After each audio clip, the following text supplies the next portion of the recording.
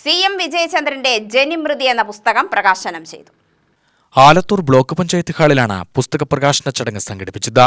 KD Prasannan MLA പ്രകാശന കർമ്മം നിർവഹിച്ചു. ചേരാമംഗലം ചാമുണ്ണി പുസ്തകം ഏറ്റുവാങ്ങി.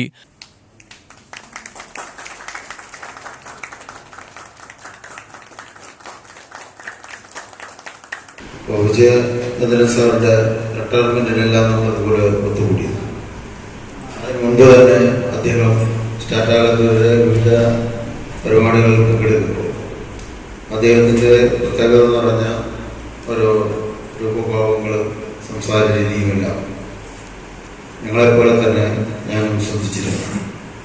ഇവിടെ അദ്ദേഹത്തിൻ്റെ ഇത്തരത്തിലുള്ള ഓരോ താല്പര്യം, തനിക്ക് പറയാനുള്ളത്, തനിക്ക് ഉന്നയിക്കാനുള്ള വിഷയങ്ങൾ, തൻ്റെ മനസ്സിലുള്ള തത്വശാസ്ത്രം, അത് കവിതയായിട്ടും അതുപോലെ തന്നെ ലേഖനമായിട്ടും പലതവണ പലപ്പോഴായി കുറിച്ചു വെച്ചതാണ് ഇപ്പോൾ പുസ്തക രൂപത്തിൽ നമ്മൾ പ്രകാശിപ്പിച്ചത്.